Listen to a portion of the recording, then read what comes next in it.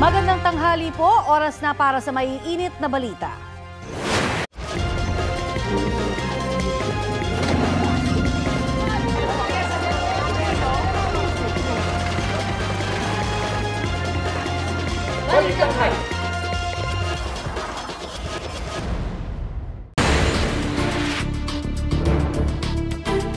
Mainit na balita, nanumpa na bilang Special Advisor at Investigator ng Independent Commission for Infrastructure si dating PNP Chief Rodolfo Azurin Jr. Kasama sa panunumpa ni Azurin ang iba pang miyembro ng komisyon na sina ICI Chairman Justice Andres Reyes Jr., Commission Members Rogelio Babe Singson at Rosana Fajardo, pati si ICI Executive Director Attorney Brian Hosaka.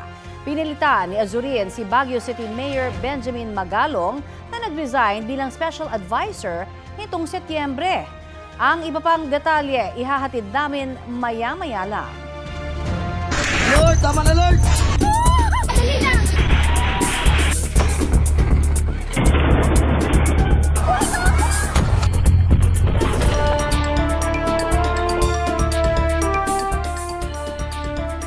Nakaranas ng malakas na aftershock ang mga taga Bugos City sa Cebu kaninang madaling araw.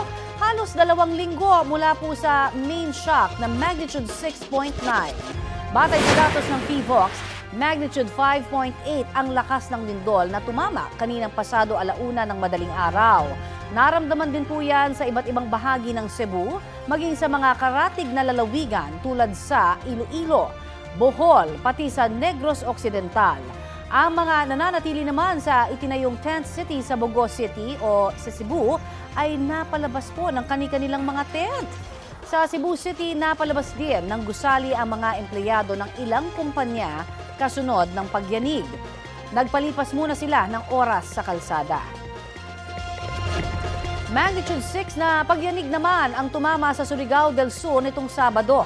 Ayon sa PHOX, sadyang marami ang aktibong faults at trenche sa bansa, kaya pangkaraniwan ang mga lindol. Balitang hatid ni Argel Relator ng GMA Regional TV. Patulog na ang mag-anak na ito sa Tandag, Surigao del Sur nang biglang yumanig ang magnitude 6 na lindol. Agad na niyakap ng mag-asawa ang 2 nilang anak. Saka lumabas nang huminto na ang pagyanig. Nagsilabasan din ang mga pasyente ng isang ospital sa lungsod. Sa bayan ng Tagbina, napatayo rin mula sa higaan ang lalaking ito nang maramdaman ang lindol. Ang isa niyang kasama sa bahay, tumalon mula sa terrace pababa sa kanilang garahe. Nagtipon sila at nagmatyag hanggang humupa ang pagyanig. Naitala ng PHOX ang epicenter ng lindol sa dagat malapit sa bayan ng Kagwait. Kita sa CCTV kung paanong inalog ng lindol ang sari-saring ito sa Barangay Unidad. Naglaglaga ng ilang mga paninda sa halos 12 segundong pagyanig. Nagimbal naman ang mag-anak na ito nang maramdaman ang lindol. Ayon kay Yus Cooper, Sheila May Barshal Humanoy, ligtas silang mag-anak pero may mga gamit silang nabasag. Wala namang major structural damage and all roads are passable. May mga minor damages lang sir but ongoing pa po yung assessment. Wala ring naitalang sugatan. May mga inilikas na residente pero pinauwi na. Dama rin ang pagyanig sa bayan ng Lanuza.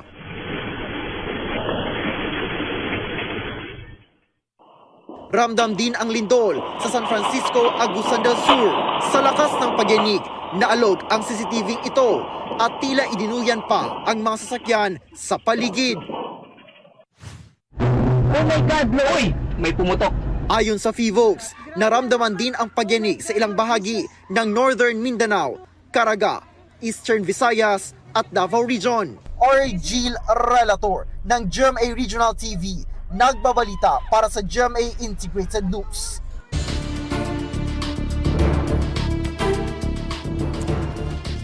Mainit na balita, binawi ni Acting Transportation Secretary Giovanni Lopez ang protocol plates na inisyu sa mga opisyal ng kagawaran at mga ahensya sa ilalim nito. Ayon kay Lopez, ito'y para maiwasan ang pang-aabuso sa paggamit ng protocol plates. Bawal na rin ang transportation officials na gumamit ng sirena o wang-wang, blinker at iba pang kaparehong gadget. Sabi ng DOTR, maaari pa rin gumamit ng protocol plates ang iba pang matataas na opisyal ng gobyerno tulad ng presidente at vice-presidente.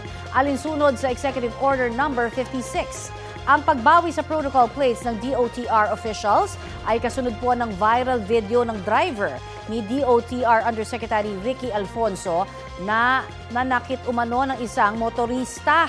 Ang naturang sasakyan ni Alfonso may protocol plate number 10 na para sa Presiding Justice ng Court of Appeals, Court of Tax Appeals, Sandigan Bayan at Solicitor General. Wala pang pahayag si Alfonso kaugnay sa insidente.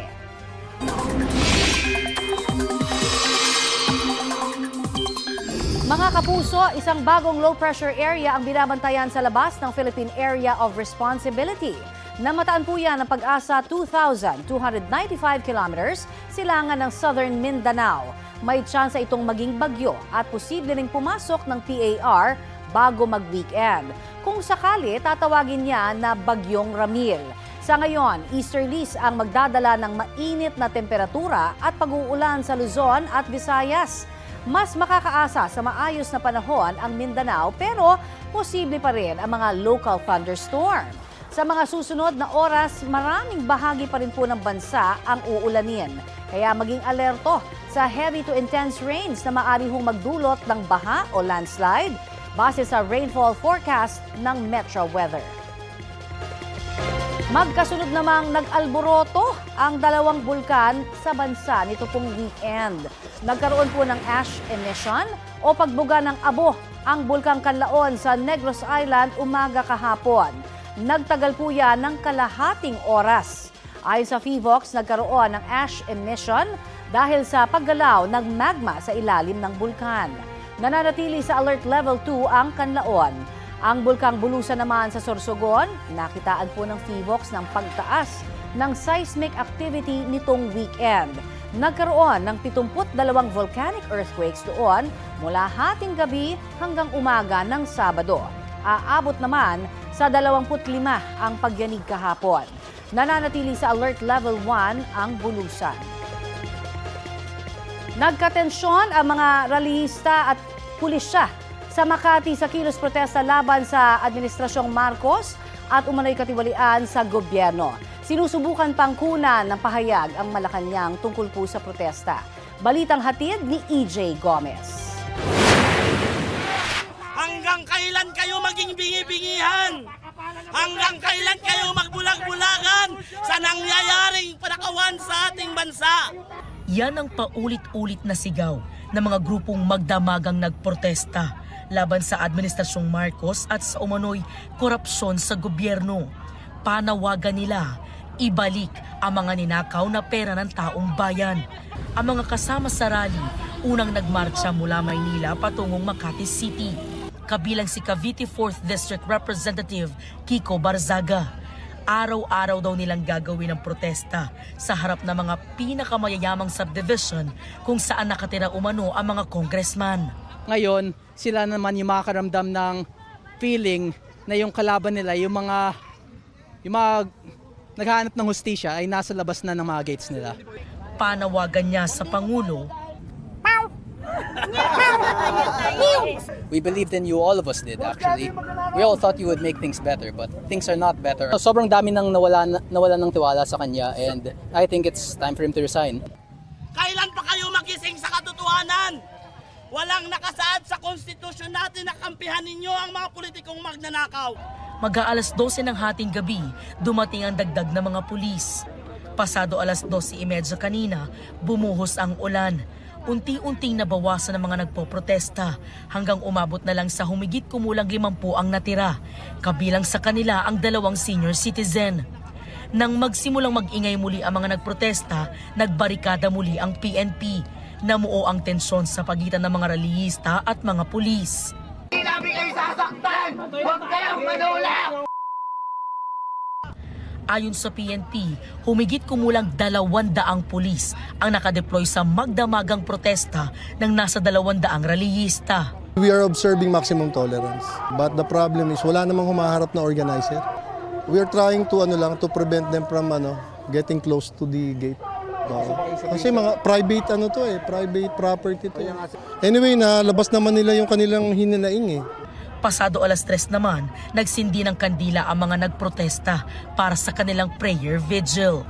EJ Gomez, nagbabalita para sa GMA Integrated News. Hulikam sa isang restaurant sa Las Piñas, kumuha ng pambayad ang babaeng customer na yan at saka inilagay ang kanyang wallet sa bag.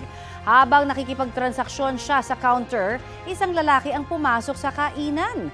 Habang nakatalikod ang customer, kinuha ng lalaki ang wallet ng babae, itinago sa damit at tumakas. Kwento ng biktima sa pulisya, may laman itong mga ID at 2,000 pisong cash. Nakapag-report na rin ang biktima sa katabing barangay kung saan nangyari ang insidente. Kwento ng mga otoridad doon, may mga nakilala sila raw sa magnanakaw na patuloy na tinutugis. Wanted po ngayon sa Quezon City ang magkapatid na nang hold up umano at namaril sa may-ari ng isang tindahan. Naaresto naman ang isang babaeng nanghalang umano sa mga pulis na tumutugis sa mga suspect. Balitang hatid ni James Agustin. Kuha ang tagpong ito noong October 8 sa loob ng isang tindahan sa Barangay Katipunan, Quezon City. Papatayin ko kayo pag pumilos ka. Nagdeklara ng hold up ang 2 lalaki na nakasuot ng pulang t-shirt at face mask. Ilang saglit pa,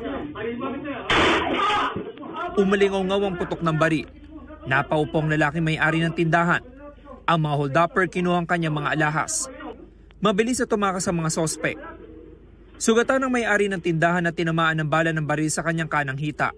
Itong suspect number 1 nag-declare ng hold-up. Ito naman suspect number 2, binaril siya kasi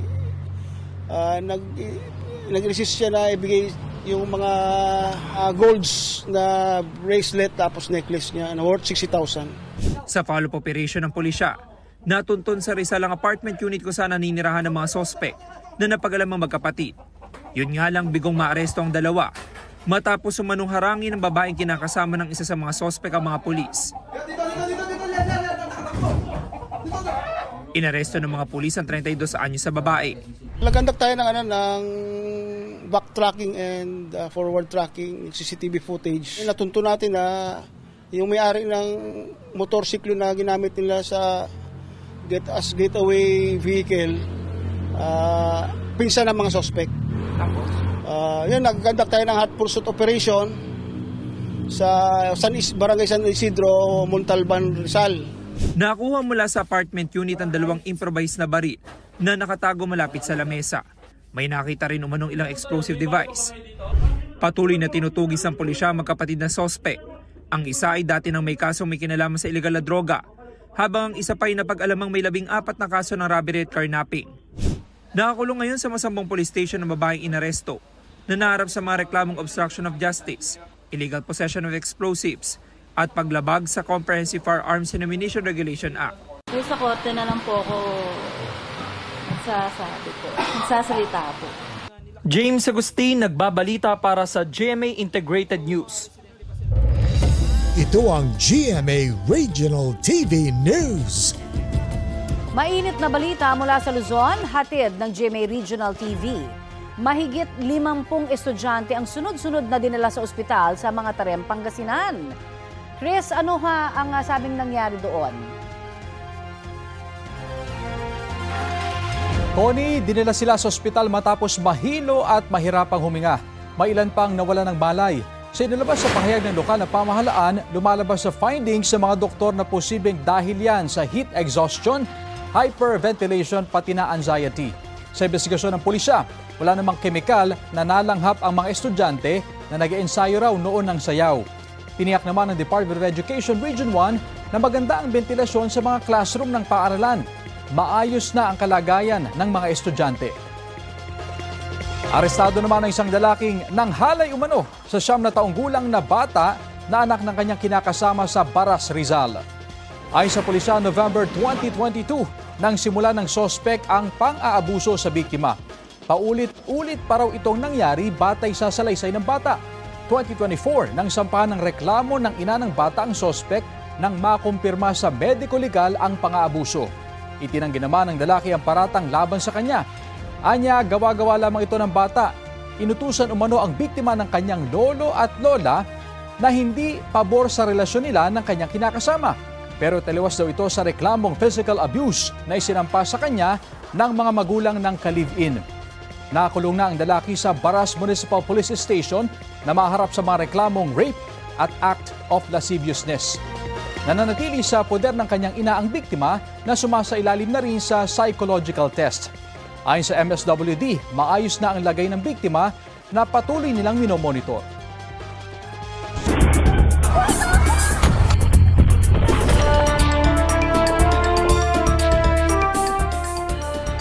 Sa nakalipas na 2 linggo, kabi-kabilang malalakas na lindol ang naramdaman sa iba't ibang bahagi ng Pilipinas. Noong September 30, tinamaan ng magnitude 6.9 na lindol ang Bugo, Cebu, na sa pinakahuling tala po ay nag-iwan ng 75 patay. Umaga naman nitong October 10, isang magnitude 7.4 na lindol ang yumanig sa Manay, Davao Oriental. Kinagabihan, isa pang lindol na magnitude 6.8 ang tumama sa bayan. Isa raw itong doublet ayon sa PHIVOX. Ibig sabihin, magkasunod itong lindol sa halos parehong lugar pero magkaiba ang epicenter nito. 8 po ang nasawi sa lindol na yan sa Davao Oriental. Kinabukasan, nakaranas ng 5.5 na aftershock ang bayan ng Manay. Mahigit 1 oras bago yan ay tumama namang ang magnitude 5.1 na lindol sa Botolan, Zambales. Gabi noong araw ding iyon, magnitude 6 na lindol ang yumanig sa Kawagit, Surigao del Sur. Kanina pong pasado 1:00 ng madaling araw, muling nagkaroon ng malakas na aftershock sa Bugo, Cebu. Magnitude 5.8 ang lakas po niyan. Hindi tulad sa Manay, Davao Oriental, hindi raw doublet ang lindol na ito at ang naunang lindol noong September 30 sa Bugo, Cebu. Ayon sa PHIVOX, may hindi bababa sa 30 lindol ang naitala sa Pilipinas kada araw. Kaya normal lamang daw na may sunod-sunod na malalakas na lindol sa bansa.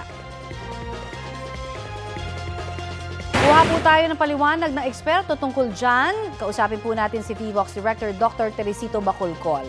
Magandang umaga at welcome po sa Balitang Hali, sir. Yes, magandang umaga din po sa inyo, ma'am. Thank you for having me here. Opo, ano po bang eksplanasyon? Bakit sunod-sunod po yung mga nararamdamang lindol sa bansa nito pong mga nakalipas na araw? Okay, so again, wala po tayong kakaibang pattern o season ang dito sa mga lindol. Ang mga lindol ay nangyari po yan kapag naiipon at biglang nailabas ang stress sa mga fault and trenches natin. So it just so happened na sa mga nitong nakaraang araw, parehong mas aktibo ang the segment of the Philippine Trench at yung iba pa nating fault sa Luzon at Visayas. Again, this is normal for a country like the Philippines, which is part of the Pacific Ring of Fire. And since we also have many active faults and trenches, there's always this possibility na pwedeng magkasabay or kung hindi man magkasabay, makakasunod ang paglindol. I see. So sinasabi niyo normal nga po itong mga paggalaw na ito. Pero dati rin ho ba magkakasunod na rin na nangyari yung mga lindol sa ating bansa mula Luzon, Visayas hanggang Mindanao sa loob lamang po ng halos 2 linggo? Well, kung tutuusin natin, every day we record at least 30 earthquakes a day. Spread all over the country po yan. So, most of this kasi hindi naramdaman ng mga tao. It just so happened that this time, naramdaman ng mga tao. Kaya akala nila hindi ito normal. Kasi nga, ngayon lang nila naramdaman na sunod-sunod. But if we look at the earthquakes natin, every day, every single day, lahat yan spread all over the country. I see. At sinasabi nila talagang mga aftershocks po, inevitable na mararanasan. Pero gaano katagal pa ho ba daw? At medyo malalakas din yung aftershocks na iba? Okay, so depende po ito sa laki ng main earthquake.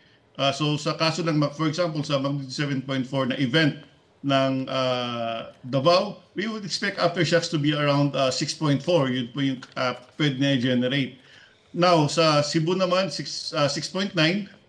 it's 5.9 ang pwedeng may generate ng maximum aftershocks. And these aftershocks would last for several days to even several weeks. But habang tumatagal naman, kumukunti yung numbers and humihina po yung aftershocks. I see. At yung mga aktibidad po ng Bulkang Kanlaon at Bulusan, ano naman ho ang paliwanag ninyo? Nagkataon lang ho ba na nakakasabay pa ng lindol ito?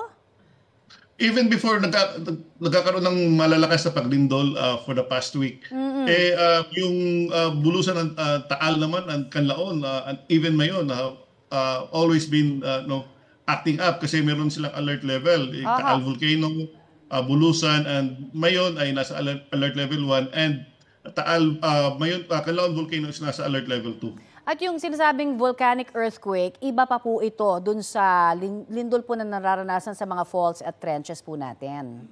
Yes, yung sa faults and trenches natin, tinatawag natin yung tectonic earthquakes. Dito naman sa mga bulkan natin, tinatawag natin yung volcanic earthquakes. Okay, linawin po natin, sir, no, dahil maraming kumakalat na kung ano-ano mga balita. Sabi nung ilan, hudyat daw ba at senyales na magkakasunod na lindol na ito yung malapit ng tumama ang the big one? Hindi po. Ang mga lindol na naganap from the previous days ay magkakaiba ang pinagmulan at magkakalayo ang lokasyon. So, ang malakas na lindol sa Davao Oriental, again, it came from the Philippine Trench.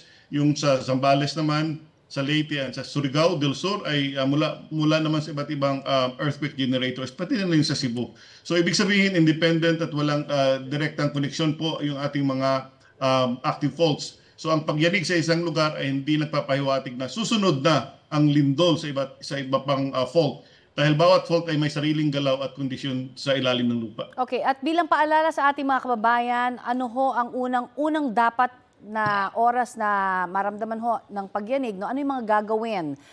Para makaiwas na rin po tayo dun sa mga dami po ng mga eksperto ata na nakikita natin sa social media, di ba? Sir, ano ho, manggaling na ho sa inyo?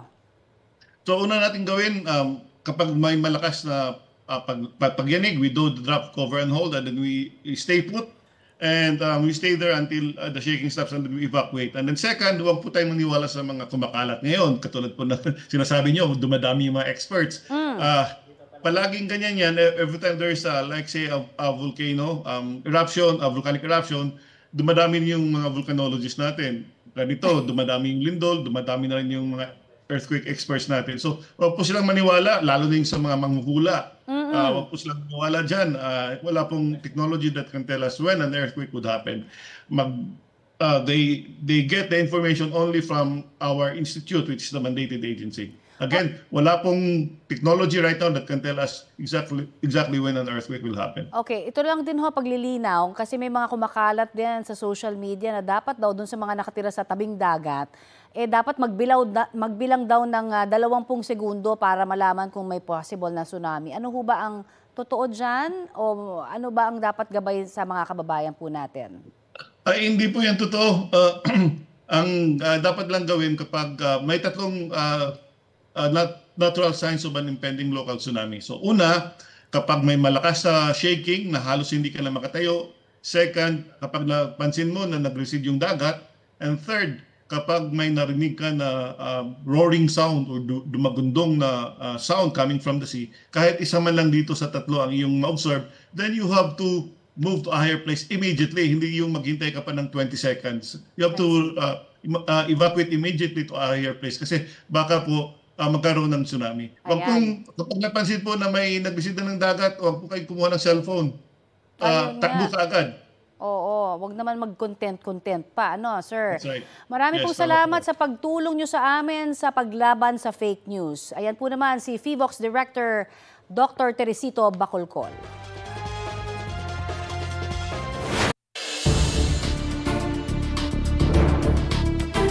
Update tayo sa panunumpa ni dating PNP Chief Rodolfo Azurin Jr. bilang bagong Special Advisor at Investigator ng Independent Commission for Infrastructure. May ulat on the spot si Joseph Moro. Joseph! Yes, Connie, iimbestigahan na ng Independent Commission for Infrastructure o ICI ang iniulat ng DPWH na 421 na mga suspected flood control projects sa buong bansa. Yan nga ay nangyari at inanunsyo ng ICI sa oath-taking nitong si ICI Special Advisor at Investigator, dating Police General Rodolfo Azurin. Ayon sa ICI, ang 421 na suspected ghost projects ay galing sa 238,000 na mga infrastructure projects sa buong bansa mula taon 2016 hanggang 2024. Kung meron namang halos 30,000 na mga flood control projects sa bilang na yan at 8,000 ang nabavalidate na. Karamihan naman doon sa 421 na mga proyekto ay nasa Luzon na may 261 suspected ghost flood projects, sa Visayas na may 109 at sa Mindanao na may 51 projects. Ayon kay General Azurin ay sa loob ng isang buwan ay inaasahan na makapag-refer na sila ng mga reklamo sa Ombudsman. Samantala, ayon kay ICI Executive Director Attorney Brian Hosaka, kung hindi sisipot si dating ako Bicol Party List Representative Saldi Co sa pagdinig bukas ay maghahain sila ng petisyon sa Regional Trial Court na isight siya sa contempt. Kapag napagbigyan ng RTC ang petisyon ay maaaring maglabas ang korte ng arrest warrant laban kay Co. Narito ang pahayag ni Attorney Hosaka. That's the process because as I mentioned before, there's no contempt powers by the ICI. So the process there is pupunta kami sa korte. Maraming salamat, Joseph Morong. Sa punto pong ito ay kausapin natin ang bagong panumpang Special Advisor at Investigator ng Independent Commission for Infrastructure, si dating PNP Chief Rodolfo Azurin Jr. Magandang umaga at welcome po sa Balitang Hali, sir. Connie, magandang umaga at thank you very much. Marami pong salamat sa inyo pong oras. Unang-una sa lahat, ano ho bang inyong target o prioridad na gawin sa ICI? Ngayong opisyal na ho kayong nanumpa bilang Special Advisor at Investigator. Bali, ayon sa aming coordination dito, umpisan muna namin ang lahat ng mga investigasyon natin sa mga flood control projects, from ghost to substandard to unfinished to overpriced. At syempre marami hong nananawagan ng mga kababayan natin na sana maisa-publiko po ang ginagawang investigasyon o hearing ng ICI. Kayo ho ba, ano ho ang personal na posisyon nyo tungkol po dito? Sa ngayon kasi we have yet to see yung mga witnesses, yung mga nagbo-volunteer, especially yung mga nagbo-volunteer ng mga witnesses, kasi baka itong mga to ay medyo yung credibility nila ay medyo questionable or mapasukan tayo ng mga sinasabi nga ng mga Trojan horse, that would affect po yung credibility and integrity po ng ginagawang investigation po ng ICI po. But eventually, are you open na at least dito sa suggestion po ng marami na gusto nilang makita for an open and transparent investigation? I think isa po yan sa mga kinukonsider po ng ating chairman na si Commissioner Andy Reyes, but as of now nga po medyo we really need to assess and evaluate po. Yun pong yung pong gagawin po nating parang live stream, yun pong yung investigation na kinakandak po ng ICI po. At sir, syempre marami rin nagtatanong, dati rin ho kayong PNP chief, paano ho magiging kumbaga bala para po sa pag-iimbestiga ninyo yung inyo pong sources siguro bilang dating PNP chief? Sa papaano paraan? Ayun nga po unang-una po gusto ko pong i-correct yun pong aking designation is special advisor po. Hindi po ako yung investigator. But I'm always at the disposal po ng ating chairman na si Commissioner Andy Reyes.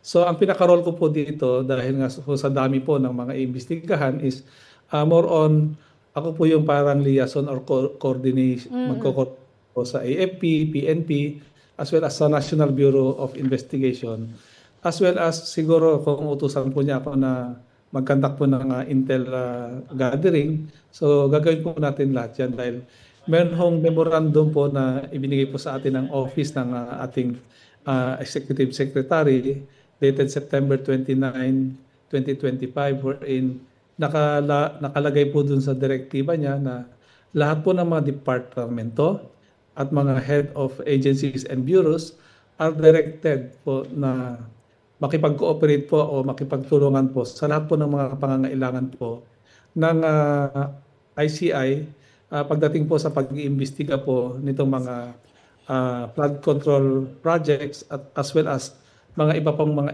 infrastructure po na ginawa po ng DPWH. So, ang gagawin lang po natin dito is we ensure po na lahat po ng itatap po natin ng mga agencies ay sisiguraduhin po natin na yung kalalabasan po ng kanilang validation, verification, validation ng mga ebidensya po ay naayon po sa yun pong wala hong question po na yung integrity po ng mga to ay bali solid po at saka maganda po.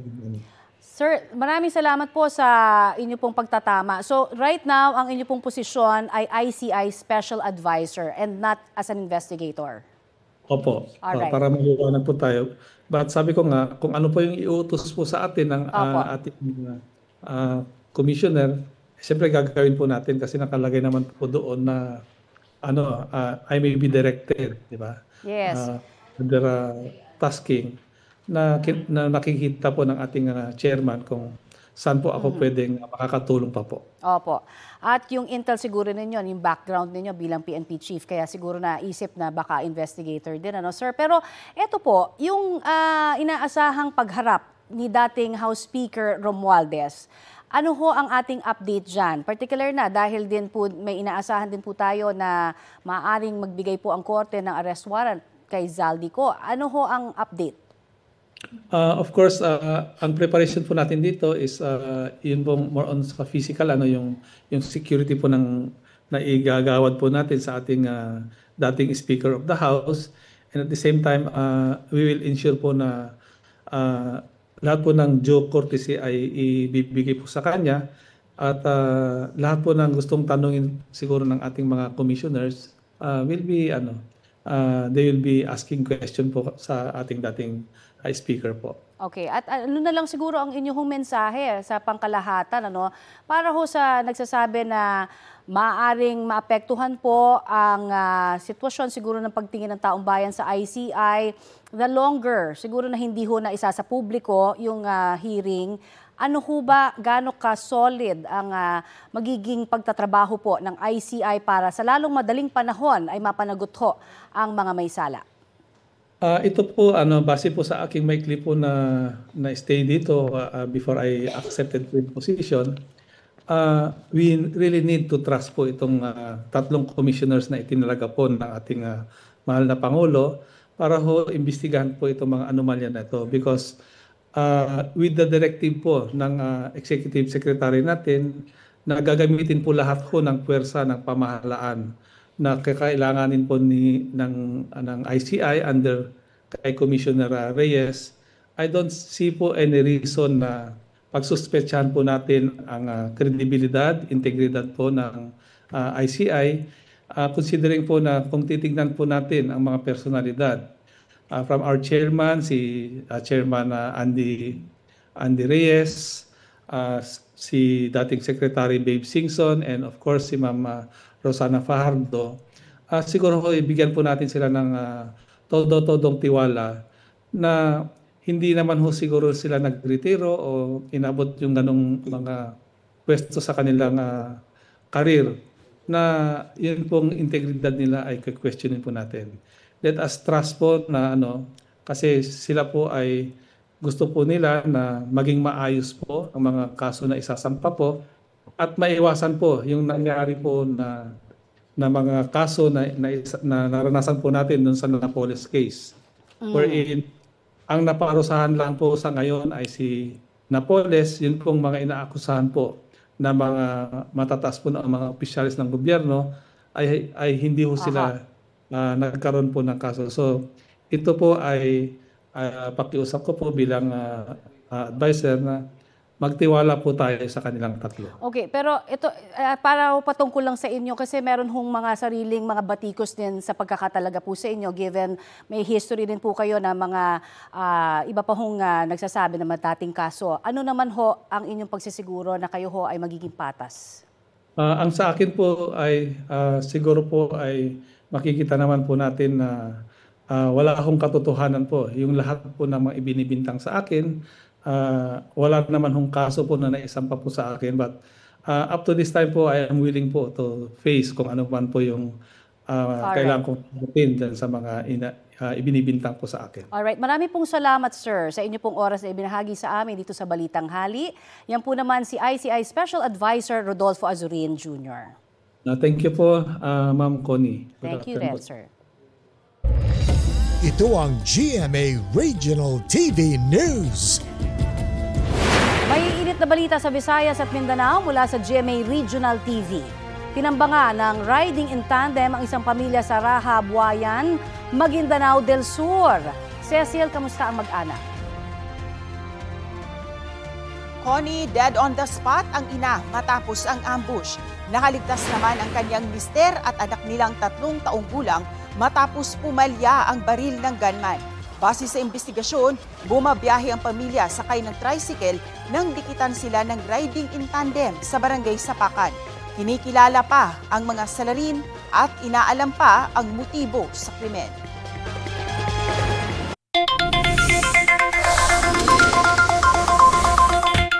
Beep, beep, beep sa mga motorista, dagdag bawas ang galaw ng presyo ng mga produktong petrolyo ngayong linggo. Ayon sa Shell, Clean Fuel at Petrogas, may taas sa kada litro ng gasolina na 30 centavos. Wala naman pong paggalaw sa diesel. May rollback naman ang Shell sa kerosene na 20 centavos kada litro. Simula po bukas, tinatayang 49 pesos hanggang mahigit 66 pesos ang kada litro ng diesel sa mga gasolinahan sa Metro Manila. Mahigit 50 pesos hanggang mahigit 71 pesos naman ang gasolina, habang halos 74 pesos hanggang mahigit 90 pesos naman ang kerosene. 3 barko ng Bureau of Fisheries and Aquatic Resources ang binomba ng tubig ng China kahapon ayon sa Philippine Coast Guard. Sa kabila po nito, hindi raw naitaboy ng China ang mga barko ng Pilipinas sa Pag-asa Island. May ulat on the spot si Jonathan Andal. Jonathan? Yes, Connie, sobrang lapit ng China Coast Guard kahapon sa Pag-asa Island. 1.6 nautical miles o halos 3 kilometro lang ang distansya nila sa Pag-asa Island nang bombahin ng tubig ang barko ng BFAR doon. Sabi ni Commodore J. Tariela ng Philippine Coast Guard, ito ang unang beses na lumapit ng ganito ang China sa isla ng Pag-asa na may 500 residente. Dati raw kasi hanggang sa mga Sandy Cay lang ng Pag-asa nang hahabol ang China. Kaya ikinagulat daw ito at ikinabahala ng PCG, lalo't paglabag daw ito sa soberanya ng Pilipinas. 5 barko ng China Coast Guard ang namataan kahapon malapit sa Pag-asa Island. Meron ding nakitang barkong pandigma ng China at isang helicopter ng kanilang army. 15 naman ang nakitang Chinese Maritime Militia. Nagpadala na raw ang PCG ng report sa National Task Force for West Philippine Sea at hahayaan na ang DFA na maghain ng diplomatic protest tungkol dito. Kanina pinakita ng PCG ang drone video ng paghabol at sadyang pagbangga ng China sa BRP Dato Pagbuwaya ng BFAR na 2 beses pang binomba ng tubig ng China Coast Guard 21559. Nayupi ang deck ng barko ng BFAR pero hindi naman daw ito nakaapekto sa seaworthiness o sa paglalayag ng barko. Pati raw Chinese Maritime Militia nakuha na naglabas din ng water cannon kahapon. Sa kabuuan, 3 barko ng BFAR ang binomba ng tubig ng China. Aminado naman ang PCG na wala silang barko sa Pag-asa Island nang mangyari ang pangaharas ng China sa BFAR. Ang 3 daw kasi nilang barko nakabantay naman sa Escoda Shoal, Recto Bank at Union Bank. Nagtungo sa karagatan ng Pag-asa Island ang BFAR para mamigay ng ayuda sa mga mangingisda roon. Pumalag naman ang PCG sa sinabi ng China na naitaboy nila sa Pag-asa Island ang mga barko ng Pilipinas. Sabi ng PCG matapos ang pangaharas, nanatili pa sa Pag-asa Island ang barko ng BFAR bago umalis patungong Escoda Shoal. Narito ang pahayag ni Commodore J. Tariela ng Philippine Coast Guard. I don't think that they expelled the Philippine vessels. The mere fact that we never deported Pag-asa right after the incident. This is the closest that the Chinese Coast Guard harassed and bullied BFAR vessel. It only has a distance of 1.6 to 1.8 nautical miles. Yan muna ang latest mula rito sa tanggapan ng Philippine Coast Guard. Balik sa'yo, Connie. Maraming salamat, Jonathan Andal.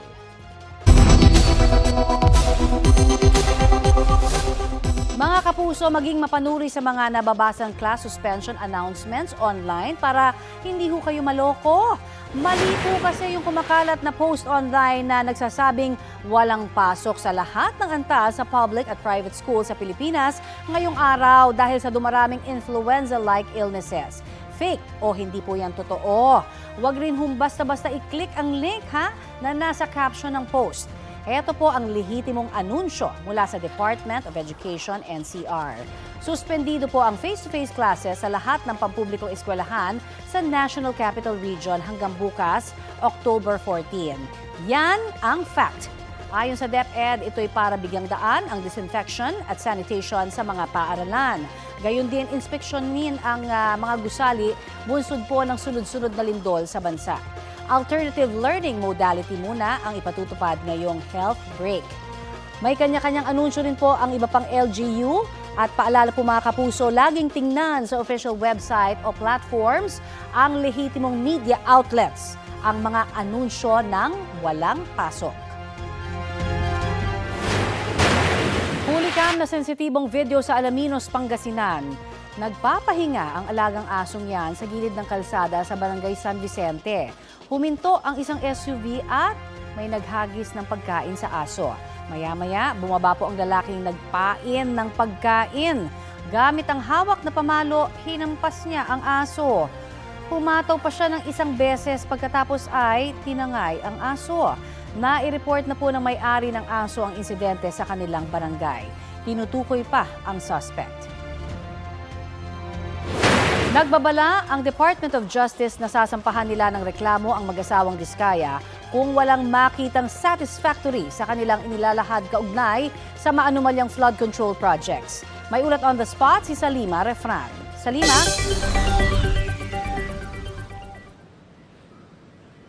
Connie, wala pa ngang isinusumiting tell-all affidavit ang mag-asawang Pacifico Curly at Sara Diskaya ayon sa Department of Justice kaugnayan na maanumalyang flood control projects. Taliwas yan to sa sinabi ng abogado ng mag-asawa.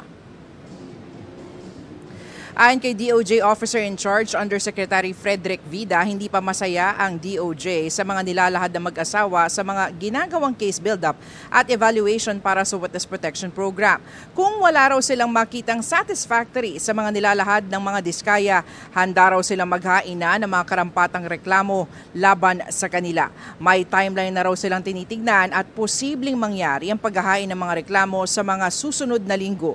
Kasabay raw kasi ng case build-up, nagsasagawa na rin ng sariling investigasyon at pangangalap ng ebidensya ang PNP at NBI. Ang mga binabanggit naman daw ng mga pangyayari ay dinadaan na sa proseso ng verifikasyon. Narito ang bahagi ng panayam kay DOJ OIC Undersecretary Frederick Vida.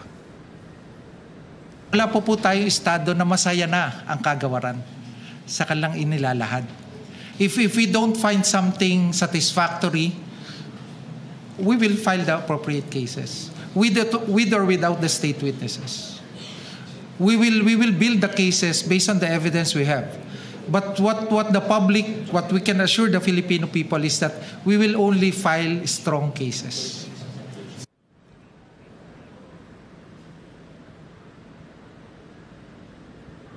Samantala, Connie, sinusubukan pa ng GMA Integrated News na makuha ang panig ng mag-asawang Diskaya. Yan muna latest mula nga dito sa Department of Justice sa Maynila. Connie. Maraming salamat sa Lima Refran.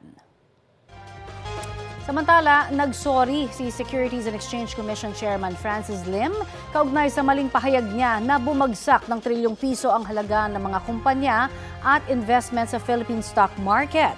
Sa isang forum noong October 8, sinabi kasi ni Lim na bumagsak ng 12% o nasa 1.7 trillion pesos ang halaga ng mga kumpanya sa Philippine Stock Exchange sa loob ng 3 linggo dahil sa issue ng katiwalian.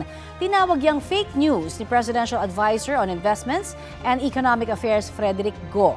1.4% lang daw ang ibinabang halaga ng market value at hindi 12%. Wala rin daw umatras na dayuhang investor dahil sa kawalan ng tiwala sa bansa. Depensa ng SEC chairman, naniwala siya noon na credible ang report na nabasa niya. Hindi po totoo ang report. Gusto lang daw ni Lim na bigyang diin ang halaga ng integridad at ang malaking epekto ng katiwalian sa kumpiyansa ng mga investor. Nilinaw rin ni Philippine Stock Exchange President and CEO Ramon Monzon, 185 billion pesos ang nawala sa merkado sa loob ng 3 linggo at hindi 1.7 trillion pesos. Gayunman, sang-ayon siya sa pahayag ni Lim na nakakaapekto sa ekonomiya ang issue ng katiwalian sa bansa. The long wait is definitely worth it para sa newest milestone ni Kapuso Drama King at Sanggam Dikit for Real star Dennis Trillo. Si Dennis ang nakakuha ng Best Actor sa 48 Gawad Urian para sa GMA Pictures and GMA Public Affairs film na Green Bones. Ito ang first ever Urian Award ni Dennis. Chika ni Dennis, mas masarap talaga sa pakiramdam ang makatanggap ng karangalan, lalo ito'y pinaghirapan. Nakuha rin ng Green Bones ang Best Production Design, kinilala as Best Picture, Best Documentary at Best Editing naman ang dokumentaryo ni Direk J.L. Burgos na Alipato at Muog. Feeling special dahil ito yung first ever Gawad Urian Acting Award na napanalunan ko. Na-nominate yata ako noong 2004 pero ngayon ko lang talaga nakuha yung Best Actor Award dito sa Urian. Kaya maraming salamat, sobrang thankful para dito. Congratulations! Congratulations, Dennis! At ito po ang Balitang Hali. Bahagi kami ng mas malaking misyon. 73 araw na lang, Pasko na! Ako po si Connie Sisa. Kasama niyo rin po ako, Aubrey Carampel. Para sa mas malawak na paglilingkod sa bayan, mula po sa GMA Integrated News, ang News Authority ng Filipino.